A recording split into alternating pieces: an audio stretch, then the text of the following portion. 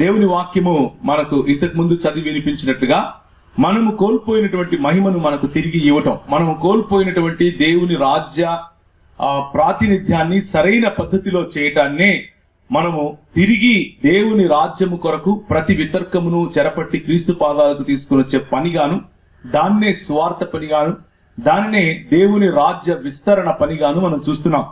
దేవుని రాజ్య విస్తరణ అన్నటువంటి ప్రతి కార్యములో కూడా ప్రభువు ప్రతినిధులుగా మనము చేయబద్ధమైనది ఏమిటి అని అంటే దేవుని జ్ఞానమును అడ్డగించి. ఒకసారి 2వ కొరింథీయులకు రాసిన పత్రిక 10వ అధ్యాయము చూసినట్లయితే మనకు కొంచెం స్పష్టత అక్కడ కనిపిస్తుంది. 2వ కొరింథీయులకు రాసినటువంటి పత్రిక 10వ అధ్యాయము 4 నుంచి, మా యుద్ధోపకరణములు శరీర సంబంధమైనవి కావు గాని దేవుని ఎదుట దుర్గములను పడద్రోయ జాలినంత బలము కలవయ్యున్నది. మేము వితర్కములను దేవుని గూర్చిన జ్ఞానమును అడ్డగించు ప్రతి ఆటంకమును పడద్రోసి ప్రతి ఆలోచనను క్రీస్తునకు లోపడినట్లు చెరపట్టి మీరు సంపూర్ణ విధేయతను కనపరుచినప్పుడు సమస్తమైన అవిధేయతకు ప్రతిదండన చేయ సిద్ధపడి ఉన్నాము అన్నది. ఇది క్రైస్తవ నాయకులకు, క్రైస్తవ సంఘములో పౌలు లాంటి అపోస్తలత్వమును, లేకపోతే పౌలు లాంటి కాపరత్వమును, లేకపోతే పౌలు లాంటి సువార్త పరిచర్య పనిని ఎవరైతే పునికిపుచ్చుకున్నారో, ఎవరైతే బాధ్యతాయుతంగా చేయాలి అని ఆశపడుతున్నారో వారికి ప్రభు ఇచ్చినటువంటి పిలుపు ఏమిటి అంటే ప్రతి దుర్గము, ప్రతి ఎత్తైన చోటు, ఏ ఏ దుర్గాల్లో అయితే యేసుక్రీస్తు యొక్క ప్రాతినిధ్యం లేదో, ఏ ఏ దుర్గాలనైతే సాతానుడు తన రాజ్యము వైపుకు తీసుకున్నాడో ఆయా దుర్గాలను చెరపట్టి తిరిగి క్రీస్తు పాదాలకు ఇంతకు ముందు ఉన్నట్లుగా తీసుకుని రావటమే మన ప్రాతినిధ్యానికి ఉన్నటువంటి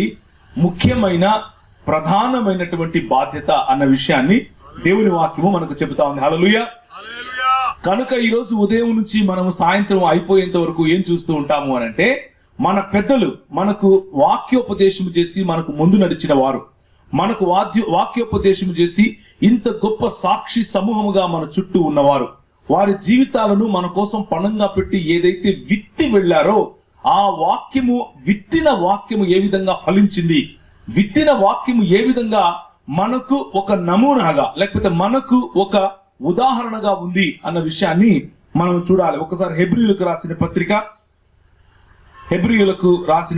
పత్రిక గనక మనం చూసినట్లయితే, నా మాటలు ఎంతమందికి అర్థమవుతున్నాయి? ఎవరికైనా ట్రాన్స్లేషన్ అవసరం ఉందా? ఏం అవసరం లేదా? ఓకే, అంటే ఒక్కరికి ట్రాన్స్లేషన్ అవసరమైన ట్రాన్స్లేషన్ చేద్దాం, అందుకు అడుగుతున్నాను. రైట్, ఎవరికి అవసరం లేదు కదా? ఓకే, మిగిలిన వాళ్ళు కూడా ఇలాగే తెలుగు మాట్లాడతారు కాబట్టి ఇబ్బంది ఏమి ఉండదు. హెబ్రీయులకు రాసినటువంటి పత్రిక 13వ అధ్యాయం 7వ వచనము, మీకు దేవుని వాక్యమును బోధించి మీ పైన నాయకులుగా ఉన్న వారిని జ్ఞాపకము చేసుకొని వారి ప్రవర్తన ఫలమును శ్రద్ధగా తలంచుకొనుచు వారి విశ్వాసమును అనుసరించుడి. అలా అనుసరించినప్పుడు యేసుక్రీస్తు నిన్న నేడు ఒక్కటే రీతిగా ఉన్నాడు, అవును యుగ యుగములకును ఒక్కటే రీతిగా ఉన్నాడు అన్నది దేవుని వాక్యం చెప్పేటటువంటి సమగ్రమైన సత్యం.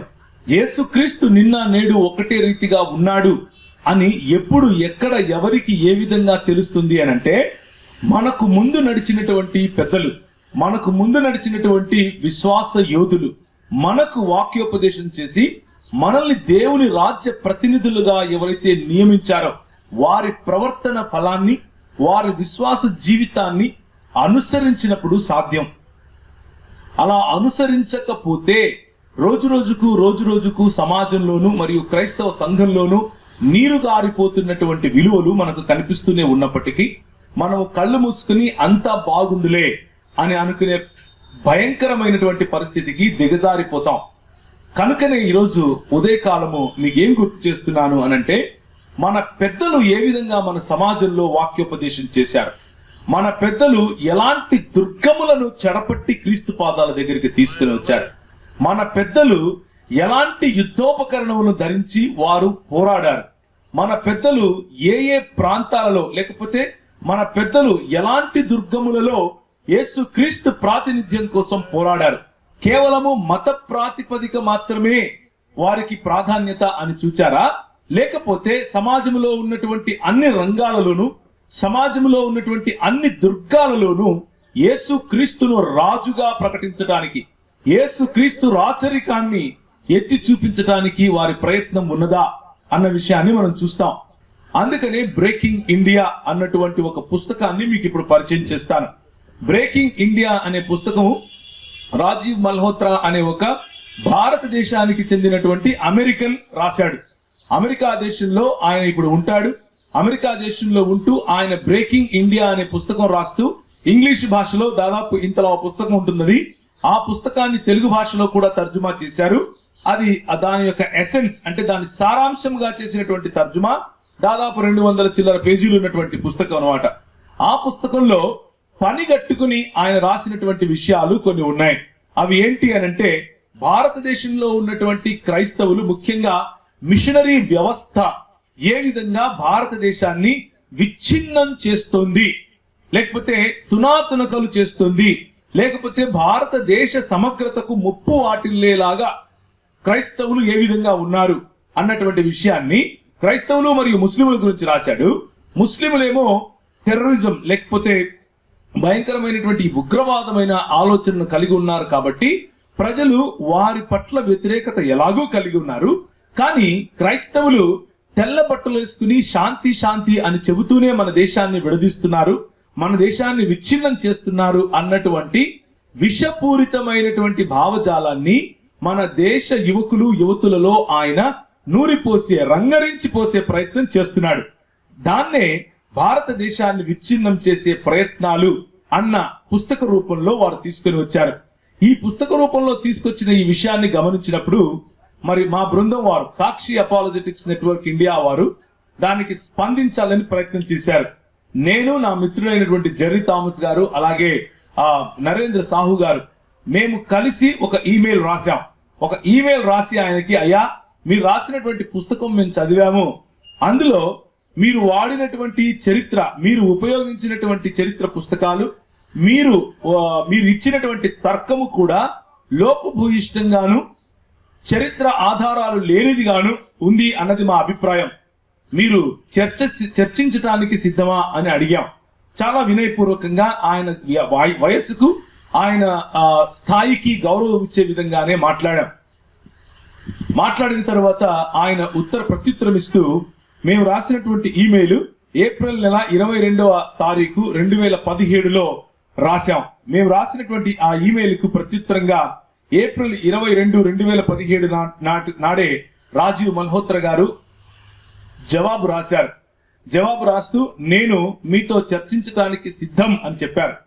చర్చించడానికి సిద్ధం. నాకు ఒక ఛానల్ ఉంది, సోషల్ మీడియా ఛానల్. అందులో 2 మిలియన్లకు పైగా ప్రజలు నన్ను ఫాలో అవుతున్నారు.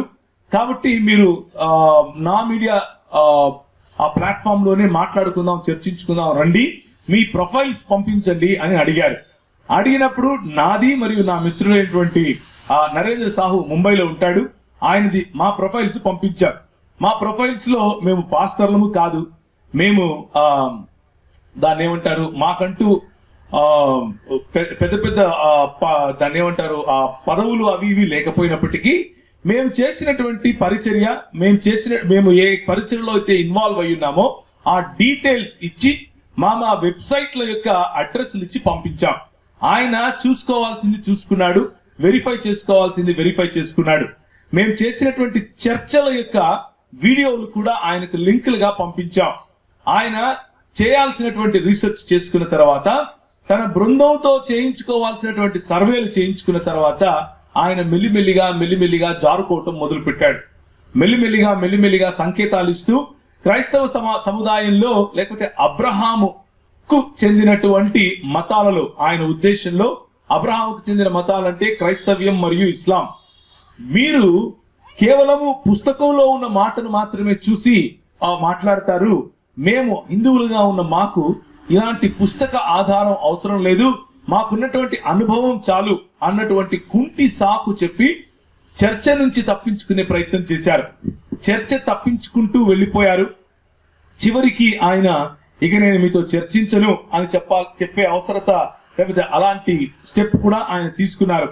ఈ విషయాన్ని ఏప్రిల్ 23, 2017, ఏప్రిల్ 25, 2017. అలా దాదాపు ఒక 2 వారాల పాటు గడిచినటువంటి ఈ చర్చా కార్యక్రమంలో ఈమెయిల్ ద్వారా ఆయన చివరికి నేను మీతో చర్చించను అన్నటువంటి కరాఖండి నిర్ణయాన్ని తీసుకొని చెప్పడం జరిగింది. అయితే ఆయనకు 1 నెల సమయం ఇచ్చాం, గడువు ఇచ్చాం. మీరు దయచేసి మళ్ళీ మీ యొక్క నిర్ణయాన్ని పునరాలోచించుకోండి. ఎందుకు అనంటే మీరు ముందుకొచ్చి మాట్లాడితే మీరు రాసినటువంటి పుస్తకంలో క్రైస్తవుల పట్ల మీరు చిమ్మినటువంటి విషయం, క్రైస్తవ నాయకులు, క్రైస్తవ మిషనరీలు ఈ దేశానికి చేసిన సేవను భంగపరుస్తూ వారు ఈ దేశాన్ని విచ్ఛిన్నం చేశారు అని మీరు రాసినటువంటి మాటలు మేము దాంతో విభేదిస్తున్నాం. మీరు గనక ముందుకొస్తే మనం సామరస్యంగా చర్చించుకుందాం. చర్చించుకొని క్రైస్తవ సముదాయం పట్ల మీరు చిమ్ముతున్నటువంటి విషయాన్ని మీరు వెనక్కి తీసుకోవడానికి అవకాశం ఉంటుంది. లేకపోతే మేము తప్పు అని నిరూపించడానికి కూడా మీకు అవకాశం ఉంటుంది. కనుక దయచేసి ముందుకు రండి అని చెప్పాం. 1 నెల గడువు గడిచిపోయింది, 2 నెలలు గడిచిపోయాయి, 3 నెలలు గడిచిపోయినా ఆయన స్పందన లేకపోవడంతో ఆయనకు ముందుగానే ఇన్ఫర్మేషన్ ఇచ్చిన ప్రకారంగా మీరు ముందుకు రాకపోతే మాదైన పద్ధతిలో మేము మీరు దేని గురించి అయితే రాస్తున్నారో దానికి ప్రత్యుత్తరం ఇస్తామని చెప్పాం. ఆయన గారు అంటే రాజీవ్ మల్హోత్రా గారు ట్రూ ఇండాలజీ అన్న పేరుతో ఇలాంటి కాన్ఫరెన్సెస్ పెడతారు. ట్రూ ఇండాలజీ అన్న పేరుతో పెట్టేటటువంటి కాన్ఫరెన్సెస్ లో ఆయన క్రైస్తవుల పట్ల విషయాన్ని, క్రైస్తవులు ఏ విధంగా ఈ దేశానికి విచ్ఛిన్న శక్తులుగా ఉన్నారు అన్న విషయాన్ని గట్టిగా చెబుతూ సుబ్రహ్మణ్యం స్వామి, తర్వాత బీజేపీలో ఉన్నటువంటి నాయకులు, తర్వాత ఆర్ఎస్ఎస్ లో ఉన్నటువంటి నాయకులు, విశ్వ హిందూ పరిషత్ కు సంబంధించిన వారు, అలాగే బజరంగ్ దళ్ కు సంబంధించిన వారు, ఇలాంటి వారి భావజాలం మాత్రమే భారతదేశానికి గౌరవం తెచ్చేటటువంటి భావజాలం అన్న ఉద్దేశంతో ఆయన మాట్లాడుతూ చాలా సార్లు భారతదేశంలో ఉన్న క్రైస్తవులను మరియు ముస్లింలను చిన్న చూపు చూసే ప్రయత్నం చేశారు.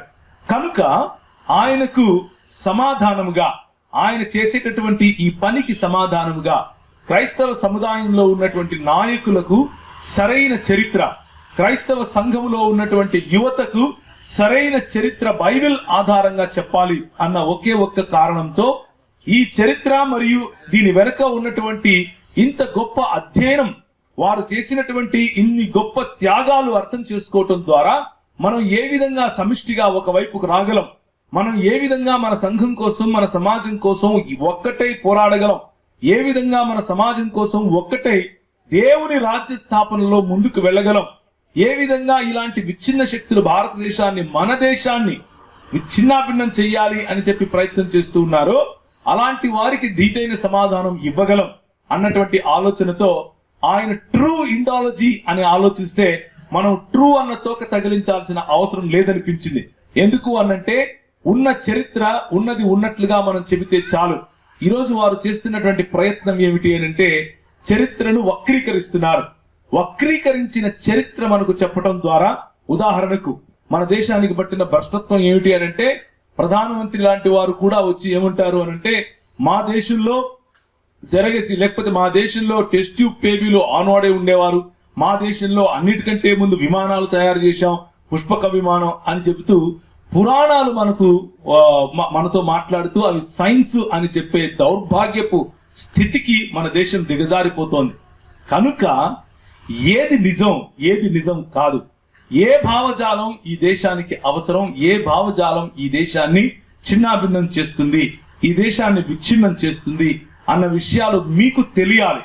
మీకు తెలిస్తే నాయకులైనటువంటి మీరు కాపరిత్వంగా, లేకపోతే మీరు కాపరితనాన్ని ఎవరికైతే అందిస్తున్నారో వారికి తెలియజేస్తారు.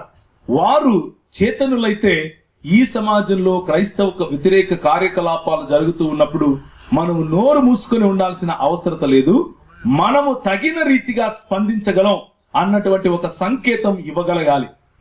అయితే మనము దేవుని వాక్యంలో చూసినట్లుగానే 2వ కొరింథీయులకు రాసినటువంటి పత్రిక 10వ అధ్యాయంలో మన యుద్ధోపకరణములు భౌతికములు కావు, మనము పోరాడుచున్నది, మనము శరీర ప్రకారము పోరాడము, కత్తులు కటారులు పట్టుకుని పోరాడాల్సిన అవసరత క్రైస్తవులకు లేదు. క్రైస్తవులకు అలాంటి పిలుపు దేవుడు ఇవ్వలేదు. కానీ మన పిలుపు భావజాలముతో ఉంది. ఇంతవరకు అనిల్ గారు చెప్పినట్లుగా దేవుని స్వరూపమందు దేవుని పోలిక చొప్పున మనందరం చేయబడ్డాం అన్నటువంటి భావజాలం ఒకవైపు ఉంటే, కాదు రాజీవ్ మల్హోత్రా చెప్పేటటువంటి భావజాలం ఏమిటి అనంటే, రాజీవ్ మల్హోత్రా నమ్మేటటువంటి భావజాలం ఏమిటి అనంటే, బ్రహ్మ తల నుంచి బ్రాహ్మణుడు వచ్చాడు, బ్రహ్మ భుజభాగాల నుంచి క్షత్రియుడు వచ్చాడు, బ్రహ్మ ఉదర భాగాల నుంచి వైశ్యుడు వచ్చాడు, బ్రహ్మ కాళ్ళ భాగాల నుంచి శూద్రుడు వచ్చాడు. మరి ఈ కుటుంబంలో చతుర్వర్ణ వ్యవస్థలో భాగము కాని ఈ ప్రాంతానికి చెందిన, లేకపోతే ఈ జంబూక దీపముగా పిలువబడినటువంటి పైన పామిర్ముడి నుంచి కింద బంగాళాఖాతం వరకు ఉన్నటువంటి ఈ భూభాగంలో నివసించే ప్రజలు నల్లగా ఉంటాం, కొంచెం ముక్కులు లావుగా ఉంటాయి, కొంచెం నుదుళ్ళు ఎక్కువగా ఉంటాయి, కొంచెం రింగులు ఎంటికలు వేసుకుని ఉంటాం. మనల్ని దాసులు అన్నారు, దస్యులు అన్నారు, నాగులు అన్నారు, మ్లేచ్చులు అన్నారు, ఇలాంటి ఎన్నో పేర్లు పెట్టారు. చివరికి రాక్షసులు అన్నారు. ఇలాంటి పేర్లు పెట్టి కావ్యాలు రాసుకుని మనల్ని విలన్లుగా చిత్రీకరిస్తూ ఈ దేశానికి వలస వచ్చినటువంటి ఆర్యవాదాన్ని, ఈ దేశానికి వలస వచ్చినటువంటి బ్రాహ్మణవాదాన్ని, ఈ దేశానికి వలస వచ్చిన ఆర్యులలో రాసుకున్నటువంటి మను ధర్మశాస్త్రాన్ని మన పైన రుద్దే ప్రయత్నం చేస్తూ, ఈ చతుర్వర్ణ వ్యవస్థకు బయట ఉన్న వారిని శరీరంలో భాగము కాదని, వారు చెప్పుల లాంటి వారని, కావలసినప్పుడు తొడగొచ్చు, తర్వాత ఇంట్లోకి మాత్రం తీసుకెళ్లాల్సిన అవసరం లేదు, బయట విడిచిపెట్టి వెళ్ళాలి అన్న భావజాలం ఏదైతే ఉందో ఆ భావజాలంతో మనం పోరాడుతున్నాం. మనమందరం సమానం అన్న సమసమాజం స్థాపించాలి అని అంటే అది కేవలము బైబిల్ ద్వారా మాత్రమే సాధ్యం అన్న విషయాన్ని మీకు గుర్తు చేస్తున్నాను. హల్లెలూయా. అంతేకాని మన దేశ రాజ్యాంగం ఏ విలువల మీద అయితే కట్టబడిందో, మన దేశ రాజ్యాంగాన్ని ఇచ్చినటువంటి రాజ్యాంగ రచయితల కమిటీ ఏ విలువలనైతే ఆశ్రయించిందో ఆ విలువలు కేవలం 66 పుస్తకాలు ఉన్నటువంటి బైబిల్ నుంచి వస్తాయే కానీ ఈ దేశంలో పుట్టినటువంటి పుక్కిట పురాణాలు, ఈ దేశంలో రాసుకున్నటువంటి ధర్మశాస్త్రాలు, అవి మనుధర్మశాస్త్రం కావచ్చు, పరాశర స్మృతి కావచ్చు, లేకపోతే ఈ దేశంలో పుట్టినటువంటి గీత కావచ్చు, ఇంకేదైనా కావచ్చు, వాటిలో ఉన్నటువంటి విలువల కారణంగా ఈనాడు మనం బ్రతకాల్సిన అవసరం లేదు అని మన రాజ్యాంగ కర్తలు నిర్ణయిస్తే, ఈరోజు ఎందుకని వీరు తట్టుకోలేకపోతున్నారు అని అంటే, ఈ ఆధునిక మనువాదులు, ఆధునిక బ్రాహ్మణవాదులు, ఈ రాజీవ్ మల్హోత్రా లాంటి కుహనా మేధావులు, వారికి ఉన్నటువంటి ఒకే ఒక అజెండా ఏమిటి అని అంటే, మన దేశంలో కోల్పోయినటువంటి మనుధర్మ శాస్త్రాన్ని తిరిగి తీసుకురావాలి, కోల్పోయినటువంటి మనుధర్మ శాస్త్ర విలువలను తిరిగి మన మీద రుద్దాలి, కోల్పోయినటువంటి వారి పట్టును తిరిగి మన మీద రుద్దాలి అన్నటువంటి ఒకే ఒక్క ఆలోచనలో భాగం. 1920 చిల్లరలో మరి ఒక నలుగురు లేకపోతే 5 మంది కలిసి కూర్చుని చేసినటువంటి హిందూ రాష్ట్ర దర్శనం అన్నటువంటి ఆలోచనకు ప్రతిఫలమే రాజీవ్ మల్హోత్రా లాంటి వారు. హిందూ రాష్ట్ర దర్శనం అనగానే మనమేదో హిందువులకు రాజ్యం ఇస్తే తప్పేంటి, వాళ్ళు మెజారిటీ కదా అని అనుకుంటారు. హిందుత్వం వేరు, అలాగే హిందూ భావజాలమైనటువంటి లేకపోతే ఇప్పుడున్నటువంటి హిందుత్వ ఫిలాసఫీ వేరు. సనాతనముగా వస్తున్నటువంటి ఆలోచన అయినటువంటి అన్ని మార్గాలు ఒకటే అని చెప్పేటటువంటి ధర్మం వేరు. ఈ రోజు గోల్వాల్కర్ గారు రాసినటువంటి బంచ్ ఆఫ్ థాట్స్ అన్న పుస్తకం ద్వారా ఆయన, లేకపోతే సావర్కర్ గారు రాసినటువంటి పుస్తకం అనుసారంగా ఆయన, లేకపోతే తిలక్ గారు చూపించినటువంటి రాష్ట్ర దర్శనమైన, లేకపోతే మిగిలిన కొంతమంది నాయకులు, ఈరోజు సాయంకాలం ఎండింగ్ సెషన్ లో నేను కొన్ని విషయాలు మాట్లాడతాను. ఏ నాయకులైతే గాంధీ పుట్టిన దేశం, రఘురాముడు ఏలిన రాజ్యం, ఇది సమతకు మమతకు సంకేతం అంటూ పాటలు రాసుకుని మన మీద అబద్ధాలు రుద్దారో అలాంటి వారి బట్టబాయిలు చేస్తాను ఈరోజు సాయంకాలం. ఇది గాంధీ పుట్టిన దేశమే కానీ నీకు నాకు గాంధీకి ఉన్నటువంటి గౌరవం ఎందుకు లేదు అనే ప్రశ్నను మనం ఆలోచించాలి. రఘురాముడు ఏలిన రాజ్యం అని అంటున్నారు, రాముడు ఏలిన రాజ్యంలో శంభుకుని పరిస్థితి ఏంటో మనం ఆలోచించాలి. రాముడు ఏలిన రాజ్యంలో సమత ఎక్కడ ఉంది అని ప్రశ్నించటమే ఇండాలజీకి ఉన్నటువంటి ప్రాముఖ్యమైనటువంటి ఉద్దేశం. రాముడు ఏలిన ఈ రాజ్యంలో మమత ఎక్కడ ఉంది అని ప్రశ్నించడమే ఇండాలజీకి ఉన్నటువంటి ముఖ్యమైన ఉద్దేశం. అదే ఈ రోజు చూస్తాం. మొదటి సెషన్ నుంచి ఆఖరి సెషన్ వరకు మనం మీకు ప్రశ్నించటానికి టన్నులకు టన్నులు ఇన్ఫర్మేషన్ దొరుకుతుంది. మీరు దాన్ని భద్రంగా రాసుకోండి, భద్రంగా రికార్డ్ చేసుకోండి. రికార్డ్ అవుతున్నటువంటి ఈ వీడియోస్ కూడా మన ఛానల్లో లేకపోతే మన యూట్యూబ్ ఛానల్లో ఉంటాయి. మీరు నోట్ చేసుకున్న ఇన్ఫర్మేషన్ అది మీ దగ్గర పెట్టుకోండి. ఒకవేళ నోట్ చేసుకోలేకపోతే కూడా ఈ వీడియోస్ ద్వారా ఆ ఇన్ఫర్మేషన్ మీకు దొరుకుతుంది కాబట్టి పెద్దగా చింతపడాల్సిన అవసరం లేదు. కనుక మొదటిదిగా ఈ దేశాన్ని విచ్ఛిన్నం చేశారా క్రైస్తవులు అన్న ప్రశ్నకు సమాధానం మనం చూస్తాం. అవును, చేశాం అన్నదే సమాధానం. ఏం విచ్ఛిన్నం చేశాం అనంటే, ఈ దేశంలో ఎక్కడైతే అసమానత అన్నటువంటి సంస్కృతి, కుసంస్కృతి ఉందో, ఎక్కడైతే అసమానత అన్నటువంటి పుట్టిన కుల ఆధారంగా, పుట్టిన ప్రాంతం ఆధారంగా, పుట్టిన మనిషికున్న రంగు ఆధారంగా, భాష ఆధారంగా విభజించి పాలించే మతతత్వపు సంస్కృతి, నీచమైన సంస్కృతి ఏదైతే ఉందో, అవును, దాన్ని మనం విచ్ఛిన్నం చేశాం. దేవునికి స్తోత్రం కలుగును గాక. ఈ రోజు ఒక బ్రాహ్మణుడైనా, క్షత్రియుడైనా, వైశ్యుడైనా, శూద్రుడైనా, లేకపోతే పంచముడని నువ్వు ఎవరైతే పిలుస్తున్నావు వారైనా సరే, ఒక్క పండాల కింద కూర్చుని యేసు క్రీస్తును రాజుగా ఈ రోజు ఎన్నుకుని మరి ఆరాధిస్తున్నారు అనంటే, ఈ 66 పుస్తకాలు ఉన్నటువంటి బైబిల్ ఇచ్చేటటువంటి ఒకే ఒక్క భావజాలం, అది తప్ప ఇంకొక భావజాలం మనల్ని కలపలేదు అని చెప్పే ప్రయత్నం ఈ రోజంతా మీరు చూస్తారు. అదే నిజంగా ఇండాలజీకి ఉన్నటువంటి అసలైన ప్రాధాన్యత, అసలైనటువంటి వ్యూహం మనది అదే. మొట్టమొదటిగా మనం భారతదేశాన్ని విచ్ఛిన్నం చేశాం. కానీ ఏ భారతదేశాన్ని విచ్ఛిన్నం చేశామంటే, విభజించి పాలించు అన్న ఆలోచన ఉన్నటువంటి భారతదేశాన్ని విచ్ఛిన్నం చేశాం. సామదాన భేద దండోపాయాలు సృష్టించి, ప్రజల మధ్యలో కల్లోలాలు సృష్టించి కొన్ని వేల సంవత్సరాలు మనల్ని విభజించారు చూసారా, అలాంటి సంస్కృతిని విచ్ఛిన్నం చేశాం. అవును, చేశాం. ఇదే ఉత్తర కర్ణాటక ప్రాంతంలో జోగులాంబ అని గుడి కట్టుకుని ఎక్కడైతే మనం ఊరేగుతున్నామో ఆ జోగిని వ్యవస్థ, మన పెద్దలు, మన స్త్రీలు అర్ధనగ్నంగా మిగిలిన వారి ఎదుట డాన్సులు వేయాలి అని పెట్టిన నీచమైన సంస్కృతి ఉంది చూసారా, దాన్ని విచ్ఛిన్నం చేశాం. అందుకు గర్వపడుతున్నాం. దేవునికి స్తోత్రం కలుగును గాక. మనం భారతదేశాన్ని విచ్ఛిన్నం చేశామా? చేశాం. మాకు భోజనం కావాలి అని అంటే, ఇదిగో మా గొడ్లున్నాయి, అవి తిన్న తర్వాత పేడేస్తాయి, ఆ పేడ నీకు నేను ఏమిస్తాను? జీతంగా ఇస్తాను. దాన్ని కడుక్కొని ఆరబెట్టుకుని దాంట్లో వచ్చే గింజలు ఏరుకొని తిను అన్నారు చూసారా. ఆ సంస్కృతిని విచ్ఛిన్నం చేశాం. అవును, భారతదేశాన్ని విచ్ఛిన్నం చేశాం అని సగర్వంగా చెప్తాం. అర్థమవుతుంది కదా. స్త్రీలు పనికిరాని వారు, స్త్రీలకు చదువు అక్కర్లేదు, స్త్రీలకు పై వస్త్రం అక్కర్లేదు, స్త్రీలకు సమానమైన గౌరవం అక్కర్లేదు అని వారిని వంటింటికి లేకపోతే పిల్లలు పుట్టే మెషిన్లుగా చూసి ఒకవైపు పెట్టారు చూసారా.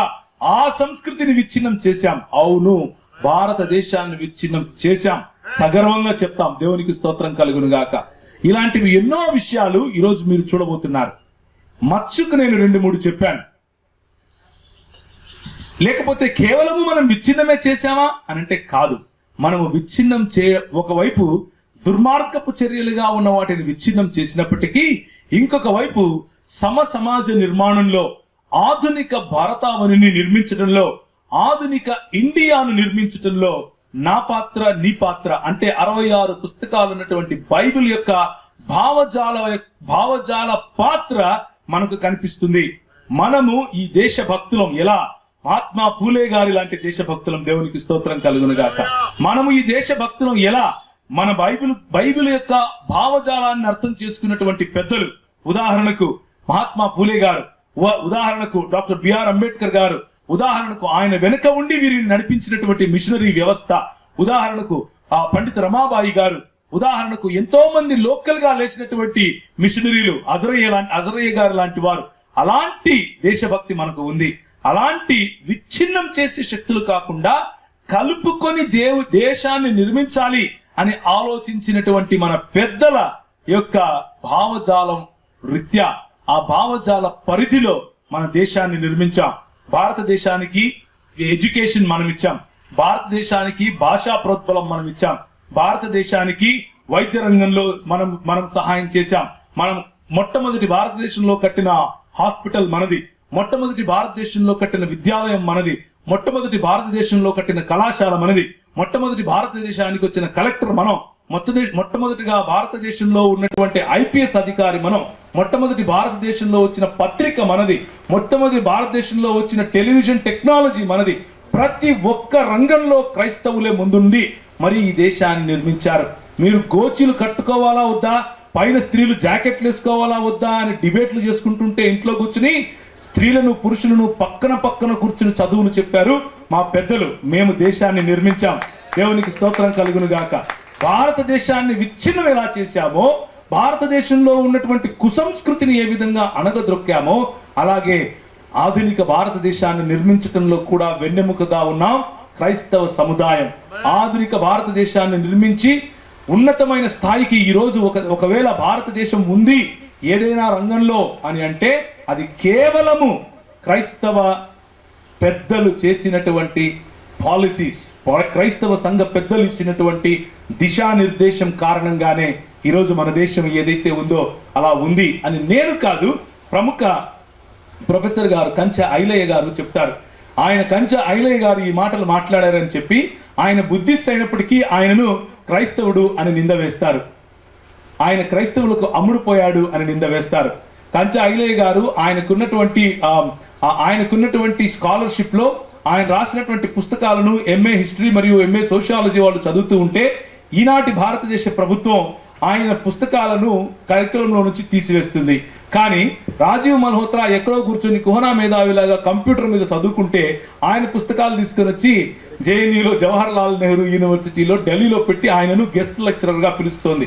ఇది మన దేశంలో జరుగుతున్నటువంటి చరిత్రను వక్రీకరించి మన పిల్లల మనసుల్లో విద్వేషాలు రెచ్చగొట్టే భావజాలాన్ని నూరుపోయటానికి హిందూ రాష్ట్ర దర్శనం అన్న పేరుతో విచ్ఛిన్న రాజకీయాలు, విభజించే రాజకీయాలు చేసేవారు పన్నుతున్నటువంటి పన్నాగం.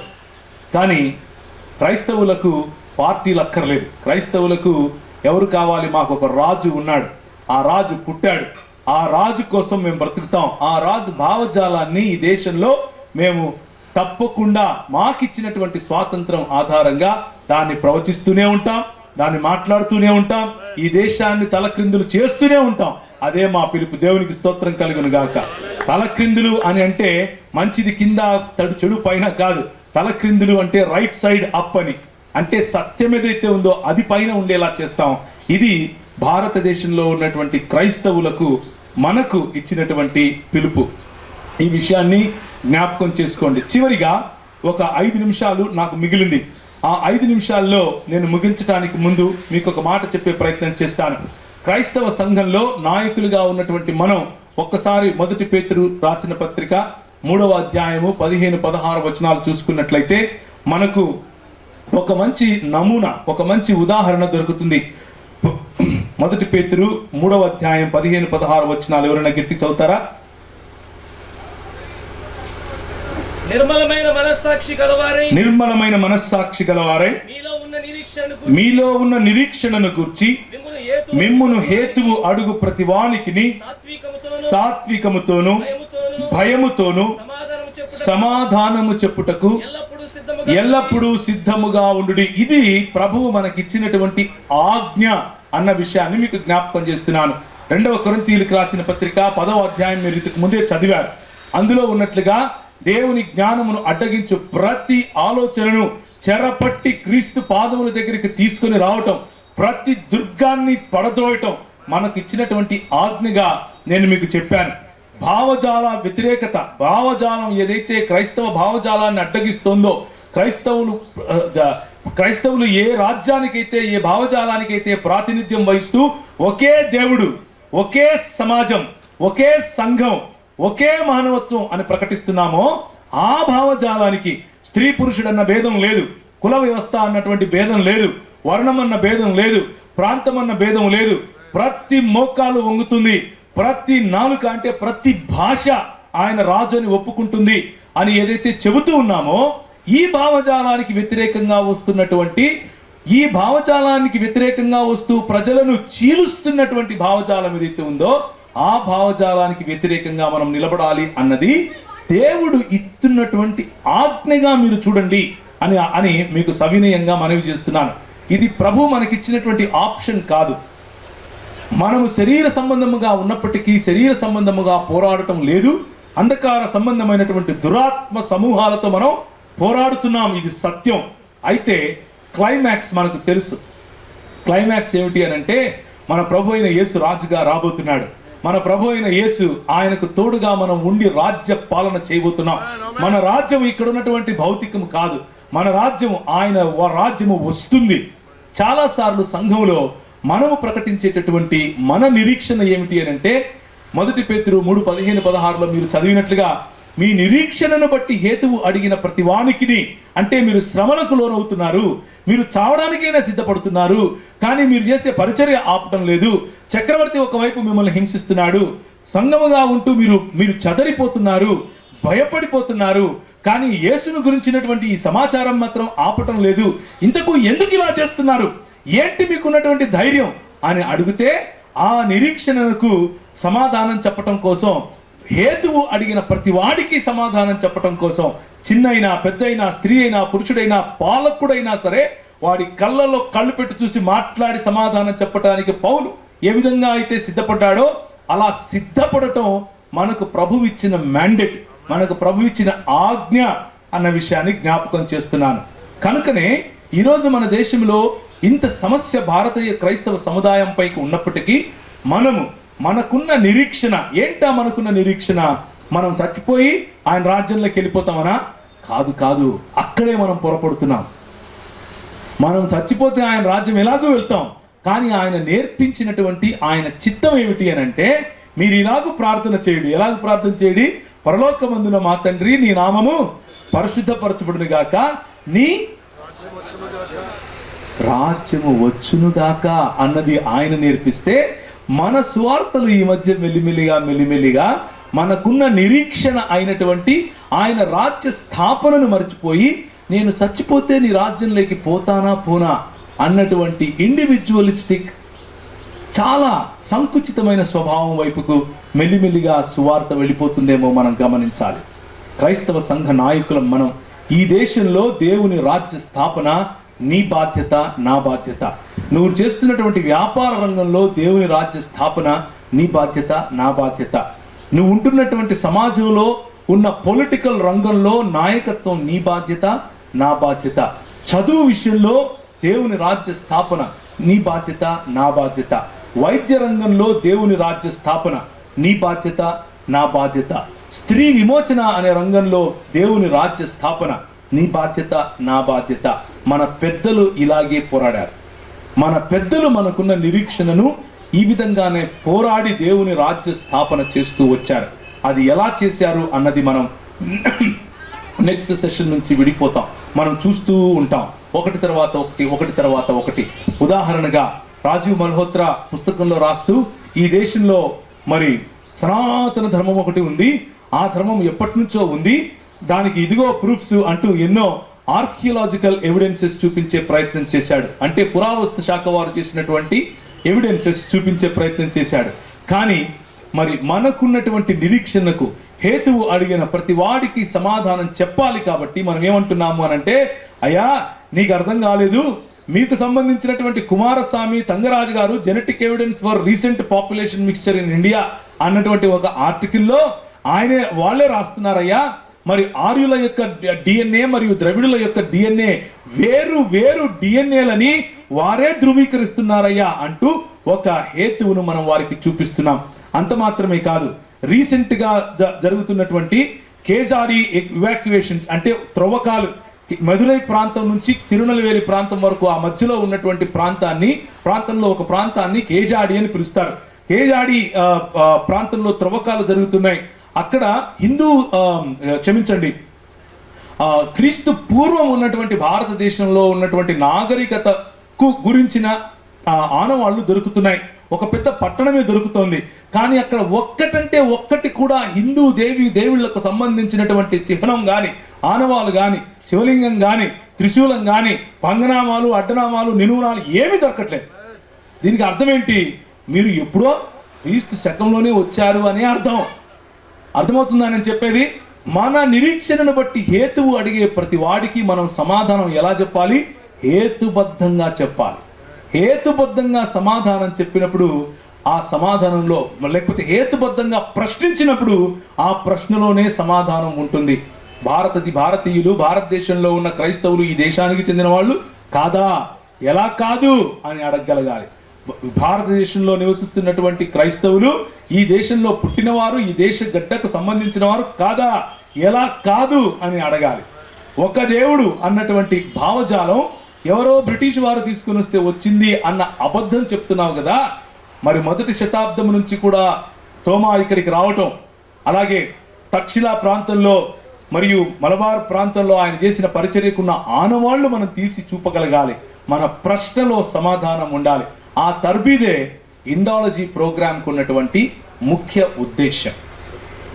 ఈ సమాచారం మీరు తీసుకుంటారని, ఈ సమాచారంలో ఉన్న విషయాలను భద్రంగా మీరు ఒక చోట క్రోడీకరించుకుని పెట్టుకుని చివరిగా మనం వెళ్ళేటప్పుడు ఒక మంచి నిర్ణయంతో వెళతాము అన్న ఉద్దేశంతో, అన్న ఆశతో నా ఈ మొదటి ఉపోద్ఘాతాన్ని, మొదటి సెషన్ని ముగిస్తున్నాను. తల ఉంచుకున్నట్లయితే మనం బ్రేక్ వెళ్ళటానికి ముందు చిన్న ప్రార్థన చేసుకుందాం.